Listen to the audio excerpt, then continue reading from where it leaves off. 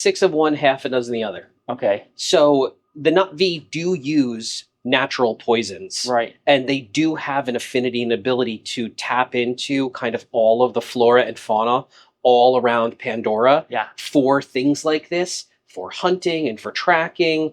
And they were at war with the RDA at that particular moment in time, you know, after the Schoolhouse Massacre, that sort of moved the conflict between the Omaticaya and the RDA to a fevered pitch. Yeah. So I think, much like Quaritch saying, you know, they'll eat your eyes for jujubes, I think it was a little bit of Quaritch frightening. Yes. He's being a little hyperbolic. Yes. But I think the Na'vi actually do actually have toxins that can do that, taken from natural plants and animals. Right, okay. So again, I think it's a little bit of both. A little bit of one of the, okay, and cool. Quaritch is prone to, you know, hyperbolic statements. Yeah, so again, I think it's a little bit of that. Okay.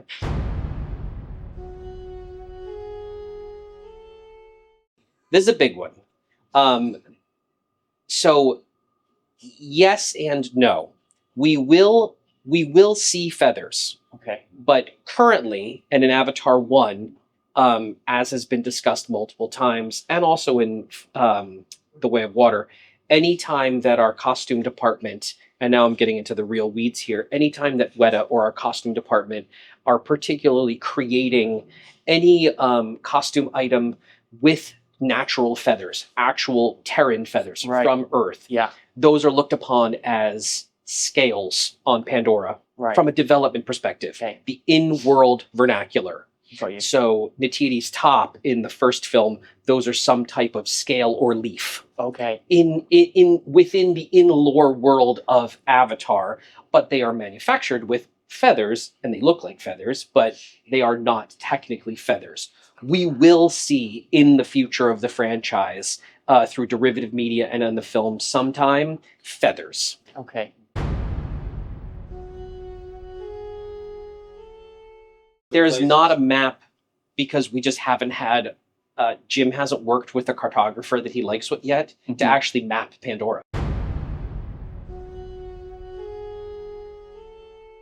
I don't know about that. Okay. I mean, we have general ideas. Like the Omaticaya is generally this close to, you know, Hell's Gate, which is roughly this many days ride or flight away from the Eastern Sea where Ikeni and her clan live, versus where, you know, Akwe and the Ulangi clan were over here. Generally, we have a idea of kind of massive of landmarks, specifically from the first film. The second film, you know, I think we do have some documentation somewhere of how long it took Jake to actually fly to the reef. I'd have to dig into that. That's written someplace. So there is some geographical identifications that we can do, but nothing that is literally, here is a map. It's this, you know, this is that X land mass, and here are all the different regions. We did that for Frontiers of Pandora, specifically of the Western Frontier. Here is a map of this. But that's specifically because from a video game perspective, you need a map. So that was really the key for that. You need a cartography of Pandora, Right. It's something that so back to your earlier question about something that I'd like to do in the future, a map is something that I would love to actually finally have. Yeah, I think specifically that we can say clan A, B, C, D are here. They are this close to one another. Here's where this ocean goes. Here's how the Wind Traders travel their route in the third film. Like all of those things, I think a map would be really incredible for us. Right, yeah. And that's just something that, you know, everything Jim does is we lovingly refer to as science fact. It's not science fiction. There has to be a grounding to everything that he does. Something in, you know, there's some Terran analog. You know, the metaphor is always there. You know, Banshee is eagle, Thanator is panther, Viper Wolf is coyote. You know what I mean? Yes. So that always exists. So he hasn't worked with, you know, any cartographers yet to specifically build out what the region and biomes are, to his exacting standards factually within the fictional world of Pandora. Got you. It's science fact. I feel like it needs to be like We use that. things. Yeah, that is one of our that's science fact. one of our Love that. cornerstones of everything we do in our brand and in our lore. It's one of the things I find. Research. We talk about like the ISV Venture stuff, for example. It's the most scientifically accurate, interstellar vehicle.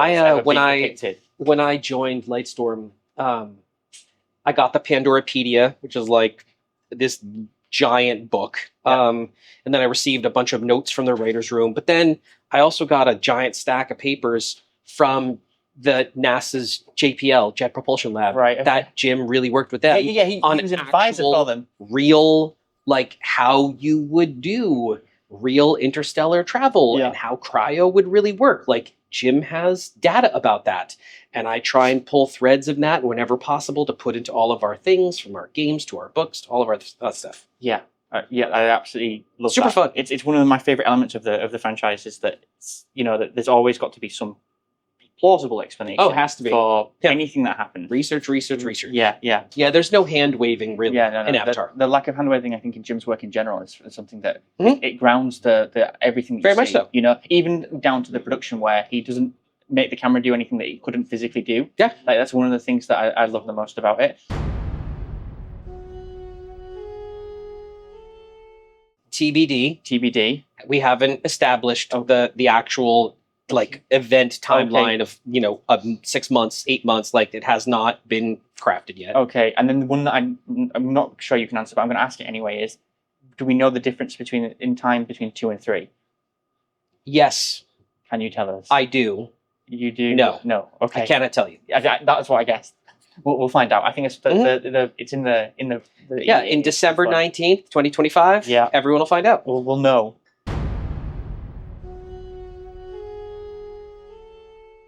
All of them. Yep. Okay. That's cool to know. I mean, I don't know. I like that because again, it's nice that you know whether things fit in, over time. Well, some things are really long-term plans. Yeah. If you're working on a video game, it could be anywhere from 1 to 3 years of development. If you're talking to Walt Disney Imagineering, it could take years to develop new projects. So we need the long-term view of where we're going with the franchise, and that's part of it. Yeah. Is understanding where Jim wants to take the story. Yeah, I got you. That would be Jim's decision. Right. I know he's, Simon Franklin, who worked directly with James Horner, and who scored Avatar: The Way of Water. I know he's going to actually be at the event tonight. So he's speaking directly with Jim about potential future opportunities. I don't know if he's coming on for the sequels or not. Couldn't tell you. Right. But that's something that Jim and his team and Disney would have to make that call. But Jim and his team are all they obviously, like you said, he looks through everything, so he's heard that soundtrack, and I'm sure he has. Yeah, it was one of the things that I don't know. It really did. The music is such an important thing to place you very much so, and to really get it to work. I think Frontiers of Pandora was something fantastic, that not just visually being in the world, which was obviously beautiful. Yeah, but one of the things that always struck me was the music. Was just absolutely fantastic. It just hard to agree. The same with Simon as well, honoring James Horner's legacy. Oh yeah, but Simon brought something new and fresh to it too. Yeah. He really created something that was amazing, using some of Horner's kind of leitmotifs, but creating something that was just stunningly new and exciting for Avatar: The Way of Water. And I'm hopeful that we can see something exciting happen with Fire and Ash. Yeah, I mean, I think. Again, it's the music and the visuals. Like we were discussing earlier, that visuals are they are important themselves, but you can have a low quality video with really amazing music and it can work. But if the audio isn't great, then it doesn't always work. And it's one of those things again with Aliens and Avatar and everything that come after it. It was one of those things I think that people were a little bit worried about with the sad passing of James Horner. Yeah, and he did such an amazing job with Avatar, and then Simon Franklin comes out and makes his score as well. Beautiful. And it's absolutely fantastic. Yep. There's so many moments where you it just makes your hair stand on end. 100%. Hard agree. It almost captures lightning in a bottle with the original, and then managing to replicate that specialness. It was not only have you been to Pandora this first time, but you truly felt like it was this going on this amazing adventure again. and capturing that, it's something that I guess just James Cameron is the person who can do it, right? It's Exactly. Never bet against Jim. Right. That's the thing. It's why I bang the drum so much about. I feel like I wish, because I don't know, like to the earlier question of that is, I wish more people knew about how amazing James Cameron, like the things that he does. I feel like is it Rebecca Keegan? She wrote The Futurist. Is it the biography? Yeah, I think right. So. I think that book. I wish they should airdrop it onto like places, you know. Like, more people should read about it, you know, his process, the way that he approaches things. Again, when I see videos of him talking about AI and just technology in general, it feels to me like this is the things where they should be showing it to people, because he's not just that he engages with the technology, his way of explaining it, storytelling. Jim is one of the smartest people I've ever met in my entire life. Every thought is fully formed. He knows so much about everything. Yeah, that's incredible. It's incredible to be in the room with him. Peter Jackson said something, I think, that he said that when he first talked to him, he realized within like 15 minutes that he was talking to a complete and utter genius. Oh, you know, totally. Like there's no doubt in his mind. As soon as it's blowing away, you have to be super focused. Oh yeah, 100% there all of the time. Yeah, because of that. Everything all the notes that I get back are spectacular on everything. Yeah, we all envy you greatly, but we think I think we're very glad that you do the great job that you do. Oh, you're making me blush.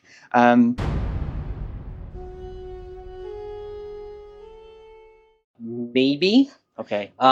There's no plans for it currently. Okay. That's a big one. Are you talking about a favorite piece of lore that I had a hand in, like kind of being part of the Avatar franchise, or just generally? How about both? Like, okay. Well, this was a fun one. So when my like first week on the job was the launch of Turok, the first flight, the Cirque du Soleil show. Yeah. And the team was like, "Hey, this show is here in Los Angeles, opening night. Congratulations, you're coming." And that was when that was like my literally first week on the job. And I was like, "Whoa, this is crazy, right on." So I got in there, I sat on the show, and it was friggin' awesome. And I saw the thing, and I was like, "This is amazing." And it all became part and parcel of the Avatar franchise. Now that's canon, right? So we start working on Frontiers of Pandora. It had been in process. This was a very long birth, this particular game, but I think it was worth it. And so we're developing characters, and we're coming up with stuff, and we're cooking into all this stuff. And the Sorrentu had a completely different name, and they had this interesting backstory, and they were originally going to be more like lawyers, and they were going to be more like arbitrators. Okay. But then as things went on, we brought them more in line with this idea of being this traveling Shakespearean troupe.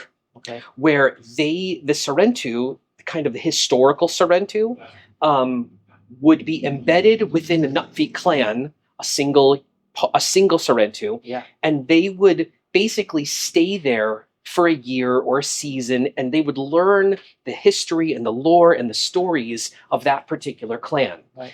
And then they would travel back to their moot, the meetup, wherever that would be across Pandora, and they would all come back together again, and that was where they would share their lives and their new adventures and their stories and say, "Oh, I'm married," or "I love that clan," or "I want to go back," or "I want to change," and things would move around. So we came up with this kind of concept where they were these kind of troubadour, storyteller, characters, and they were originally going to be called the Saretu. Saretu, Saretu. Right, okay. And then once we were doing this, I was like, well, man, we have this one Na'vi that is literally called the Storyteller, Entu, right? The first rider of Torak Makto. And I was able to kind of go in and say, okay, Entu was an Omatakayan child. He became the Torak Makto. But then when you meet him at the end of the Cirque du Soleil show, and as you're watching the show, spoiler to everybody, he is revealed as the storyteller telling his own tale of the Torak Makto, his tale. So we basically came to the conclusion that Entu himself splinters off and creates his own clan Yeah. the Saren 2, which now is basically the word for storyteller. Yes. And so we added the N, I added the N into their name and brought those things together with Ubisoft. That's really cool. So that was a lot of fun to like kind of pull those franchise threads to create this new clan that had an impact sort of all over the world. And it makes sense as well. That was the thing. It kind of like all the stars aligned there, and Awa blessed us, and we were pretty cool about that. Yeah. So that was a pretty fun one. Okay, that's really cool. That's a cool story to know. Yeah. And what about in general? Like, is there an element in it that you really just like? I don't know. It's a tough one because it's such a big, rich, deep world. Do you want me to tell you? Like, I think for me, one of the things I like, which is weird, I love like all the RDA stuff because it just reminds me of Aliens tech. Oh well, that is the natural progression of Jim's design language. Is you get to that. So yeah, I could see all of that. So I guess I think for me, it's like it is the design. It's the stuff we talked about earlier. Yeah, where it's the science fact. I think for me, that it's the science fact in general. It's fun. And seeing like I don't like it feels like he does future tech. Oh, better than anybody. Yeah, right. Yeah, that for me, I always like love that stuff, even though it's not the centerpiece of the movies. Sure, it's just. Like, and the ships, you know, what's the giant white one? The Valkyrie. The Valkyrie. That one, it's like the space shuttle on steroids, you know? Oh, yeah. I like think about that one all the time. Like, it's one of my absolute favorite elements. Yeah. I mean, I just, from a lore perspective, there's so much, you know, I guess I'm spoiled because I've read all of the things and I know all of the details and I've got it all upstairs. Right. It's hard to choose one that's kind of like, this is such an interesting gem when every piece of it goes so deep. Right. Yeah. Okay, cool. No, that's completely fair, especially in the position you're in. Yeah, that's hard. That makes complete sense. It's hard to, you can't pick your favorite child. We actually have kind of some guiding, like North Star ideals that we look at when we want to talk to various partners or, you know, people that we look to partner with. And one of them is kind of, we look for kind of, you know, Olympic level, AAA, worldwide partners. That's who we really want to work with. Right. You know, are you best in class, essentially? Because that's Avatar. The second thing that we look for is innovation. And that can be anything. That can be innovation in packaging or innovation in technology, or, you know, how are you as a partner innovating within your space? Yeah. How you're delivering to product to retail, you know, is it e-commerce, whatever that means. Innovation. How do you define that? That's something we look for. And then the third one is, like I talked about earlier, kind of an eco-consciousness or eco-sensitivity message. Yeah. You do not have to be an inconvenient truth too. Right. We don't want it to be spinachy. It's not like this is like, it's got to be, everything has to be recyclable or what. No, but we specifically are looking for, are you potentially doing something within your business that is helpful? Are you using recycled paper? Are you using less, you know, is your carbon footprint for your packaging smaller? What are you doing? So those are kind of three things that we use as our litmus test for partners that we go out, you know, that we're looking for now, that are not just like, you know, consumer product A, B, or C. Right. We really do have sort of the Lightstorm Avatar guiding principles. Yeah, got you. That's really good to know. And yeah, like, yeah. I mean, those principles, you can see them in all the products and the things that you make. Nobody knew what Avatar was. This is the guy who made Aliens. Alien blue cat people. Right.